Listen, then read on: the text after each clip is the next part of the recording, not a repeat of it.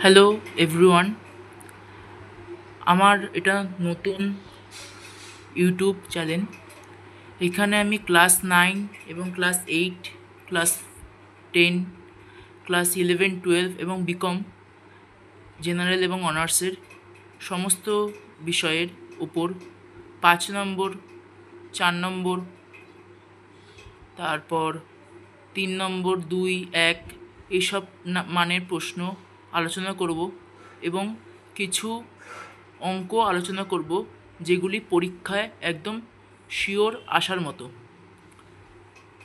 আমি আজকে এখানে কোনো কথা না বলে আজকে আমি এখানে শুরু করছি ক্লাস 9-এর ভূগোলের 5 নম্বরের 3টে চ্যাপ্টারের কিছু প্রশ্ন। অল্প উত্তর থাকবে। আমি এখন সাধারণত প্রশ্নই দিচ্ছি, পরে আমি তোমাদেরকে আলোচনা করে দেব উত্তরগুলি। তো আমি দেখো এখানে ভালো করে ক্লাস 9-এর 5 নম্বরের কিছু প্রশ্ন। অববাহিকা 5 নম্বর অধ্যায়, এটা তোমাদের নিশ্চয়ই আছে।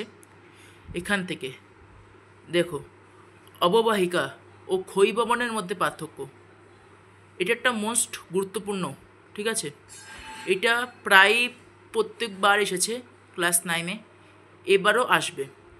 পুঞ্জিত ক্ষয় এবং ক্ষয়িভবনের মধ্যে পার্থক্য, এটাও আসবে। অববাহিকা এবং অববাহিকার প্রকারভেদগুলি আলোচনা করো এবং তার সংক্ষিপ্ত বর্ণনা দাও, ব্যাখ্যা করো, ঠিক আছে? এই 3 নম্বরের প্রশ্নটা অববাহিকার প্রকারভেদের ওপর আছে। আমি তোমাদেরকে এর উত্তরগুলি পরে দিচ্ছি, পরের ভিডিওতে সমস্ত আসবে, তখন তোমরা এই ভিডিও ওইখান থেকে লিখে নিতে পারবে। আচ্ছা, তারপরে তুষার কার্যে যান্ত্রিক অববাহিকার বা বরফ কেলাস পরিবর্তন বা কেলাস বলতে কী বোঝো, এই চিত্র অঙ্কন করো, ঠিক আছে? এই তুষার কার্য, এইটাতে এই চিত্রটা খুবই ইম্পর্টেন্ট। তোমাদেরকে চিত্রটা এঁকেও আমি দেখিয়ে দেবো, ঠিক আছে? চিত্র খুবই ইম্পর্টেন্ট। তো এই চিত্রটাকে তোমাদেরকে আঁকতে হবে ভালো করে। এই চিত্রটাকে আঁকলে তোমরা নাই করে 2 নাম্বার আরামসে তোমাদের উঠে যাবে, অসম্ভব কোনো ব্যাপার নেই। আচ্ছা, জারণ, জলযোজন, জলযোজন, অঙ্গার যোজন, আর্দ্র বিশ্লেষণ, রাসায়নিক অববাহিকা ও দ্রবণ বলতে কী বোঝো, এই রাসায়নিক সমীকরণগুলো আলোচনা করো। প্রত্যেকটা সমীকরণগুলোকে ঠিকমতো পড়ে যেতে হবে, তাহলে তোমরা নিশ্চয়ই পারবে, এটা আমি আশা করছি। আচ্ছা, আর এখান থেকে যে কোনো 1 নম্বর মানে জারণ, জলযোজন আর অঙ্গার যোজন আর আর্দ্র বিশ্লেষণ, জারণ, এই 4টে মোস্ট ইম্পর্টেন্ট। আচ্ছা, অববাহিকার ফলাফলগুলি আলোচনা করো। মাটি ক্ষয় এবং মাটির সংরক্ষণ বলতে কী বোঝো, এর পদ্ধতিগুলো আলোচনা করো, এটাও ইম্পর্টেন্ট। মাটির উৎপত্তি প্রক্রিয়া আলোচনা করো, মাটির উৎপত্তি কীভাবে ঘটছে সেটা আলোচনা করতে বলা হয়েছে। তারপর হলো 6 অধ্যায়। 6 নম্বর অধ্যায়ের মাত্র 2খানা প্রশ্ন আমি এখানে দিয়েছি।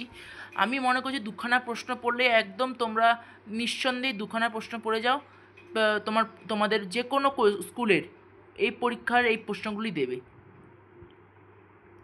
আচ্ছা, বিভিন্ন ধরনের প্রাকৃতিক দুর্যোগ এবং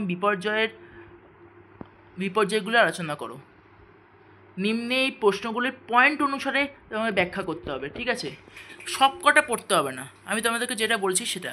বন্যা, খরা, ঘূর্ণিঝড়, ভূমিকম্প, সুনামি, তুষারঝড়, দাবানল, হিমানি সম্প্রপাত, এই কটা পড়লেই হবে।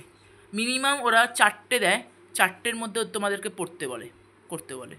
পশ্চিমবঙ্গ দুর্যোগ এবং বিপর্যয়ের প্রকৃতি ও তার প্রভাবগুলি আলোচনা করো। এখান থেকে প্রভাব এবং প্রকৃতিটা আলোচনা করতে হবে। বিপর্যয়ের যেখানে বন্যা, অগ্ন্যুৎপাত, দাবানল যেসব হয়েছে সেসব জায়গার থেকে। আচ্ছা, 2 নম্বর হলো এখান থেকে আমি মাত্র 5টা কোশ্চেন দিয়েছি। এটা হলো অধ্যায় 2 নম্বর অধ্যায়, পৃথিবীর গতিসমূহ। পৃথিবীর আবর্তনের প্রধান 2টি ফলাফল উল্লেখ করো।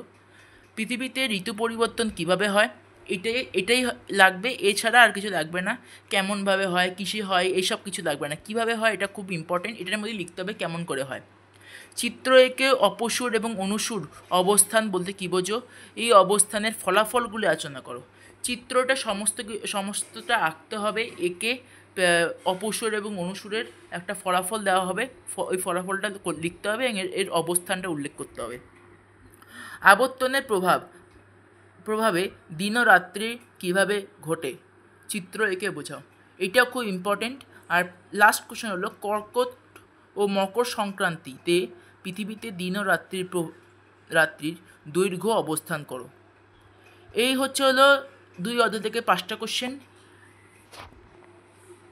দুর্যোগ থেকে 2খানা কোশ্চেন, আর হলো অববাহিকা থেকে 8টা কোশ্চেন। হাতের লেখা একটু খারাপ, কিছু করার নেই, আমার হাতের লেখা একটু খারাপ আছে, কিন্তু তোমরা বুঝতে পারবে, ঠিক আছে।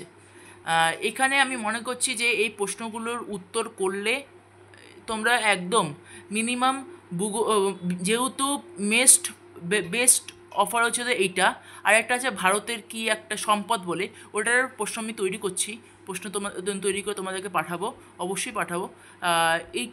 এইটাকে করলে তোমাদের আর কিছু লাগবে না। এই হচ্ছে এটার প্রশ্ন, তোমরা দেখে নিতে পারো।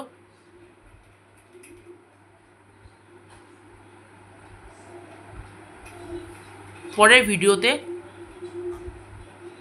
আরও অনেক আসবে, ভূগোল, ভৌতবিজ্ঞান, ইতিহাস এর কিছু প্রশ্ন নিয়ে।